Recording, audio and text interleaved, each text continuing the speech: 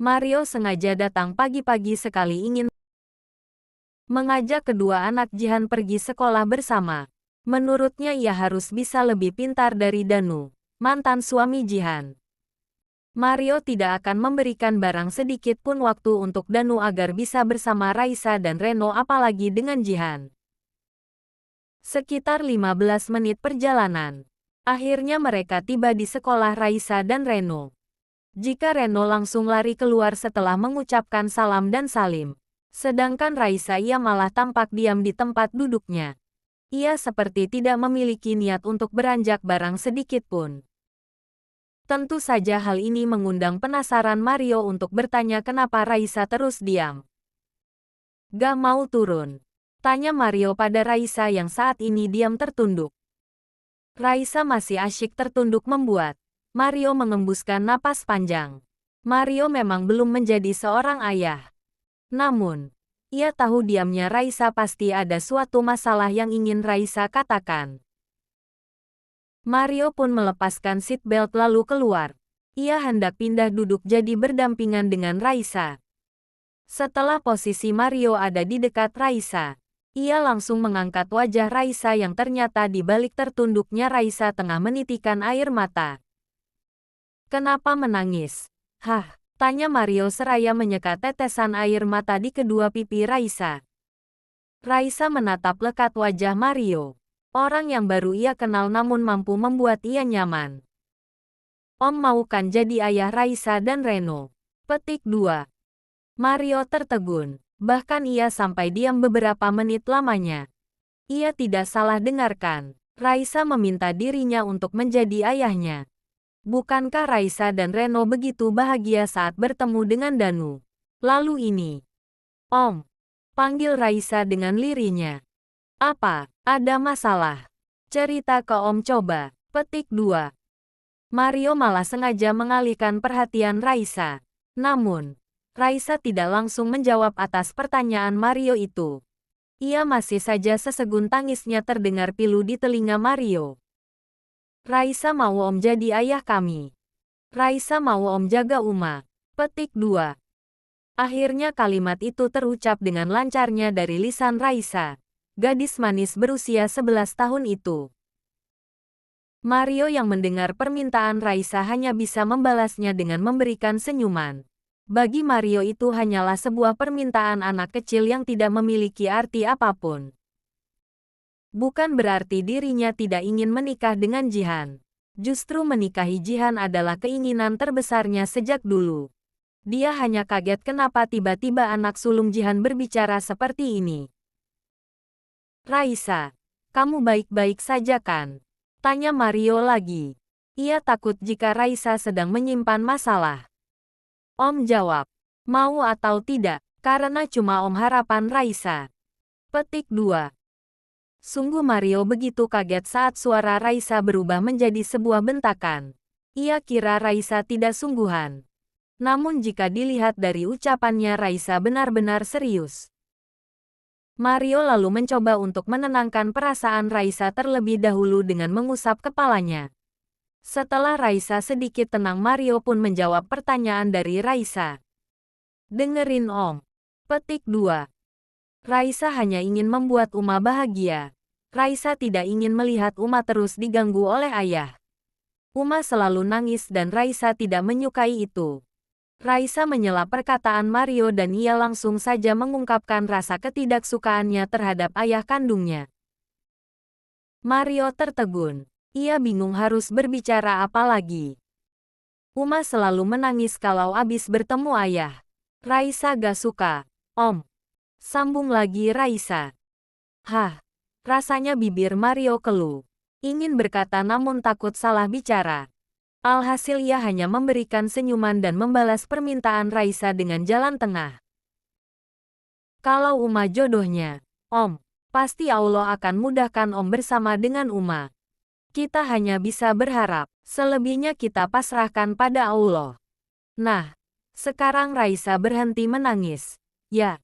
Doain aja biar Om sama Uma benar-benar berjodoh. Petik 2. Raisa mengangguk seraya menyeka kasar air matanya. Raisa berharap Om jadi ayah kami. Petik 2. Setelah berkata seperti itu Raisa pun keluar dari mobil Mario. Lalu ia langsung berlari menuju kelasnya. Mario menatap kepergian Raisa dengan terus tersenyum. Ia bahagia karena sepertinya jalan untuk bisa memiliki Jihan dimudahkan oleh Allah. Setidaknya ia sudah mendapatkan lampu hijau dari anak Jihan. Semoga keinginan kamu terkabul, Raisa. Karena Om memang mencintai umamu dan Om ingin menjadi ayah untuk kalian. Petik 2. 35. Danu saat ini tengah bersama istri barunya. Istri yang baru 1 minggu lalu ia nikahi. Semenjak tahu Firna tidak bisa memberi dia keturunan membuat Danu menikah lagi. Dan untuk kedua kalinya, melakukan hal yang sama. Dia memang bilang ikhlas pada Firna jika mereka tidak dikaruniai anak. Tapi, kenyataannya ia malah menikah lagi. Dan ia melakukannya tanpa sepengetahuan Firna. Sama persis yang dulu pernah ia lakukan pada Jihan. Tawa Danu dan istri barunya begitu pecah. Mereka tengah saling bercanda dan diselingi suap-menyuap. Layaknya pengantin baru yang memang sedang indah-indahnya. Bahkan mungkin saja di dunia ini hanya ada mereka berdua saja. Dunia bagaikan milik mereka seorang.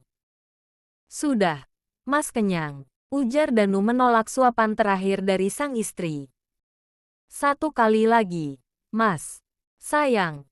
Ih, tutur sang istri Fiona namanya. Baiklah. Petik 2. Fiona tersenyum saat Danu mau nurut dan menghabiskan bekal yang sengaja ia bawa untuk Danu. Bahkan itu adalah hasil masakannya.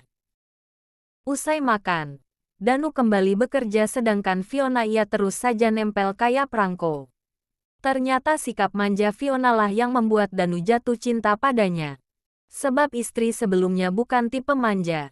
Sepertinya Danu memang memiliki selera baru. Mas, panggil Fiona. Danu karena fokus kerja ia hanya membalas panggilan Fiona dengan suara hem saja. Honeymoon. Yuk, biar kita cepat-cepat punya baby. Ujar Fiona dengan masih bergelut manja di lengan Danu. Padahal Danu tengah mengetik. Danu diam, lalu ia pun menghentikan aktivitas kerjanya. Ia lebih memilih menatap sang istri. Danu menangkup kedua pipi Fiona. Lalu sekilas memberi kecupan singkat di bibir Fiona. Lain kali aja. Ya, Mas sibuk. Lagi pula 2 hari lagi. Mas mau ke Jakarta. Petik 2. Fiona cemberut. Lalu ia langsung melepaskan kedua tangan Danu yang bertengger di pipinya. Mas, gak asik. Mas lebih mementingkan pekerjaan daripada aku. Padahal kita itu pengantin baru. Harusnya kita lagi lengket-lengketnya. Lah ini, Mas malah lengket sama pekerjaan. Fiona merajuk. Danu terkekeh. Ia lalu mencolek hidung bangir milik Fiona. Nanti kita honeymoon. Tapi tidak di waktu dekat ini. Mas sibuk. Pekerjaan Mas aja yang di Jakarta gak keurus. Kalau kita sekarang honeymoon bisa-bisa usaha Mas berantakan. Petik 2. Fiona sedikit memanyunkan bibirnya. Ia kesal. Namun saking cintanya sama Danu ia lebih memilih mengikuti perkataan Danu. Baiklah. Tapi jangan bohong. Ya, Mas. Pokoknya setelah semuanya kembali normal kita harus honeymoon gak boleh gak? Petik 2. Iya. Mas janji. Petik 2. Fiona lalu memeluk Danu dengan posesifnya.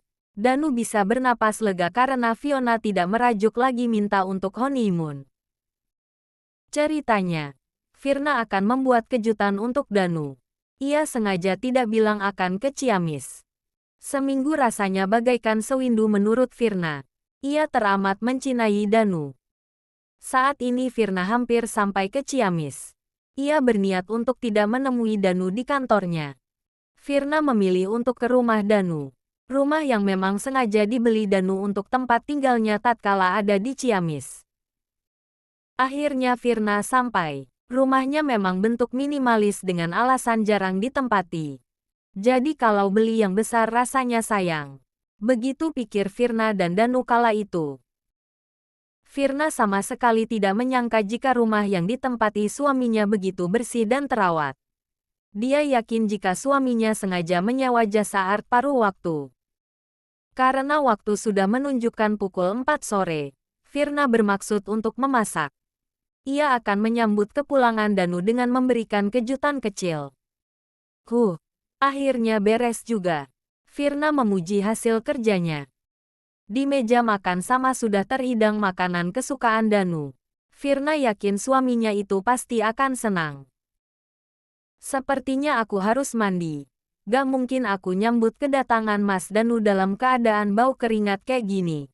Tuturnya seraya menciumi tubuhnya yang memang tercium aroma tidak sedap. Dengan semangat 45, ia melangkah ke kamar yang ia yakini adalah kamar Danu. Tanpa rasa curiga sedikit pun, Firna menyimpan tas yang berisi baju miliknya di atas kasur. Lalu ia membuka tasnya dan mengambil salah satu baju yang akan ia kenakan. Sementara itu di tempat yang berbeda, Danu dan Fiona dalam perjalanan pulang. Semenjak menikah Fiona belum pernah ia bawa ke rumahnya. Oleh karena itu, malam ini ia memiliki niat untuk menginap di rumah pribadinya.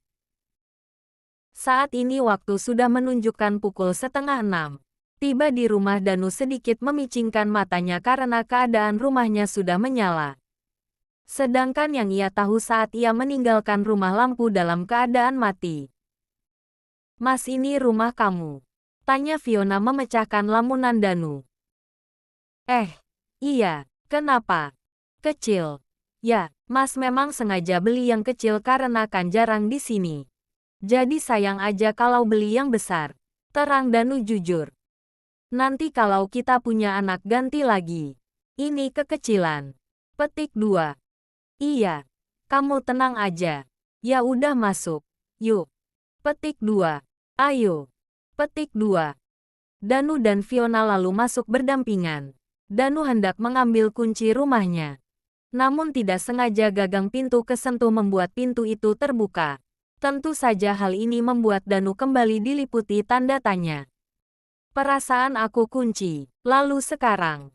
Petik 1. Mas. Kenapa pintu gak dikunci? Bahaya tahu. Kalau ada yang maling gimana? Petik 2. Pintunya Mas kunci. Kok? Petik 2. Lah, ini buktinya apa? Petik 2. Itu juga yang lagi Mas pikirkan. Kenapa bisa terbuka? Padahal Mas yakin udah kunci. Petik 2. Mas lupa kali. Perasaan udah dikunci padahal belum. Petik 2. Mungkin sih. Ya udah masuk. Yuk. Kok malah diam di luar terus? Petik 2. Mereka berdua pun masuk bersamaan. Dari luar mungkin ia terlihat sederhana. Namun saat masuk, tertata barang-barang mewah. Hal itu membuat Fiona tak percaya dengan selera suaminya. Fiona tidak tahu saja, jika perabot yang dipilih adalah hasil pilihan Firna. Yang beli dan menata pun hasil karya Firna. Kembali ke Firna yang sudah selesai mandi. Saat ini ia terlihat begitu segar terlebih dengan baju gamis warna hijau muda membuat kesan fresh. Firna melirik jam sudah menunjukkan pukul 6 sore. Biasanya saat di Jakarta di pukul 6 suaminya pulang. Mungkin kebiasaan itu selalu dipakai oleh suaminya di sini. Sejenak ia memperhatikan penampilan dirinya di cermin. Ia tersenyum senang karena ia terlihat begitu cantik. "Mas, kamu pasti senang," gumamnya seraya beranjak keluar kamar. Langkahnya begitu semangat. Senyum tidak henti terlukis di bibir tipis Firna. Namun apa yang terjadi? Langkahnya harus terhenti di ujung tangga saat indera penglihatannya menyaksikan sesuatu yang menyakitkan hati dan juga matanya. Firna diam bak patung. Ia serasa dihujani ribuan batu besar. Tak ada kata-kata yang mampu terucap, selain air mata yang tanpa izin malah berguguran saling mendahului. Mas Danu. Petik 2.